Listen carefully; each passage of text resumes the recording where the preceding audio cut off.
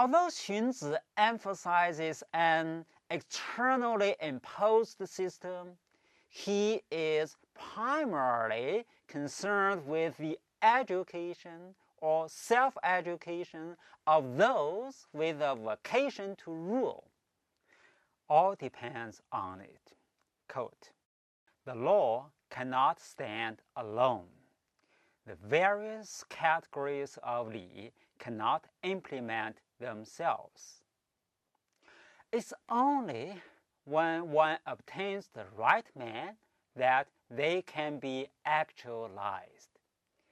Without the right man, they are lost. The law is the principle of good order. The nobleman is the source of the law. Thus, if one has a nobleman, even if the law is rudimentary, its effects will be widespread. If one does not have a nobleman, even if the law is full and detailed, it will lose its proper order and will not respond properly to changes in circumstances." End quote. So, Xunzi remains overwhelmingly concerned with the cultivation of noblemen. When the sages and the noblemen determine that civilized society can exist only if the desires of men are controlled, they begin with themselves. They set out from a general social political philosophy. This philosophy explains the source of misery in the human world. They understand that the task must begin with the effort to bring their own natures under control. Noblemen are thus motivated by the burning desire to acquire a knowledge of the cultural heritage. This would make the self-mastery possible. Quote, "Wood is straightened by aligning with a rope, and bent into a wheel by aligning it with the compass. And the metal sword is sharpened with the whetstone. The nobleman acquires broad learning and tests himself daily. He will then become enlightened and commit no transgressions." End quote. What Xunzi stresses here about learning is the cultural heritage embodied in the Book of Documents, Book of Songs, the study of Li, and the Spring and Autumn Annals. Xunzi's conception of learning is close to that of the Analects. It does not only involve fact-gathering, but also involves the task of mastering the anarchic forces of one's own nature.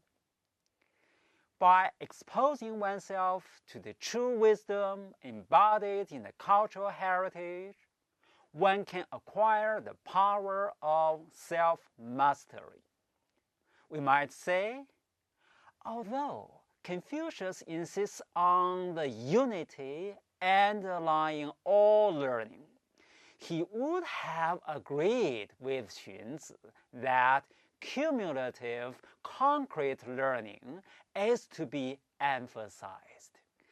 Confucius would not have accepted Mencius's notion of intuitive knowledge. Knowledge must be acquired from without. Quote, "If one does not climb the mountain, one cannot know how high the heavens are. And if one does not gaze into the deep ravines, one cannot know the thickness of the earth. If one does not listen to the words handed down by the sage, one does not understand the greatness of learning." End quote. The individual who is determined to learn has a steep path to climb. He does not simply rely on book learning. Xunzi is concerned about a true teacher. The teacher is able to manage to embody Li and righteousness within his own person. He should be a stern master who is able to convey directly to his disciple the spiritual self-assurance which he has managed to attain. He does not simply communicate learning. He communicates his own being as an exemplar of the results of true learning. With the steadfast devotion to learning and the proper guidance of a true teacher, the man of true intelligence can mold himself to virtue and to the firm control of his own nature. Quote, piled up earth becomes a mountain, and winds and rain arise therefrom. Accumulated habits of goodness turn into virtue, and numinous enlightenment is attained. The sage-like mind can then extend its influence over 1,000 miles. Unquote. Xunzi has a genuine optimistic faith that the internalization of the moral cultural heritage may in the end lead some to the attainment of virtue. In Mencius, heaven provides us with innate propensities toward the good. In Xunzi, heaven provides us with the heavenly mind, which possesses the intellectual capacity to understand the human condition. This understanding could make it possible for a few to actualize their powers of reason and to apply these powers both to the task of their own self-transformation and to the further transformation of society. Without such a vanguard who is able to actualize the spirit of Li, the transformative power of Li will never make itself effective in the society as a whole. The crucial question which Xunzi addresses to Mencius is this: if the nature is truly good, quote, why does one require sage kings? And why does one require Li and righteousness? Unquote. It is precisely because the nature is evil that the power of rulers was established above to oversee them, and Li and righteousness made manifest in order to transform them. However, as we have seen, Mencius has an answer to this. It is because of inertness of the potentiality for goodness in most human beings that we need sages and noblemen for help with development of potential goodness. Xunzi believes that the man in the street can become Yu. He states that all men have the capacity to realize humanity and goodness as long as they exert themselves to learn. If they concentrate their entire will on thought and study and unceasingly accumulate habits of goodness, they could actualize their capacities. Quote, they can do it, but they cannot be made to do it. Unquote. Let us now examine how the problem of the failure of will arises in Mencius and Xunzi. In Mencius, we have a natural dynamic tendency to growth no matter how weak the will is and how easily blocked off. In Xunzi, we have mere intellectual capacity. There is nothing plant-like or organic in Xunzi's latent intellectual capacity. Xunzi's concept of intellectual capacity seems to be closer to that in the moist logic. In moist logic, the word knowledge, 知, is defined as capacity, 才. The word 才 derives from a word meaning timber, 才. It suggests a kind of inert raw material. In the moists, it is by an actual decision to think or reflect that one actualizes one's capacity. The decision to reflect is understood in the moist canon as seeking with intelligence. There is no suggestion of any innate dynamic which inertially leads one to reflect. In Mencius, a man of good will, who is resolutely determined to act rightly, is born along with his heart of goodness and his well-nourished qi. The task of self-cultivation seems to be much easier. Even those who are not learned intellectuals may achieve righteousness within the narrow confines of their existence. In Xunzi, the sages realize that all men can escape from a nasty and brutish existence only by devising the system of li and laws. They create those rules in order to assure all humans peace, security, and reasonable satisfaction of their creaturely needs and desires. In fact, both Confucius and Mencius are also deeply concerned with the peace and welfare of society as a whole. They both regard noblemen as an instrument for achieving these desirable goals. They think that these goals depend on the pure motives of the ethical vanguard rather than the system of li and laws.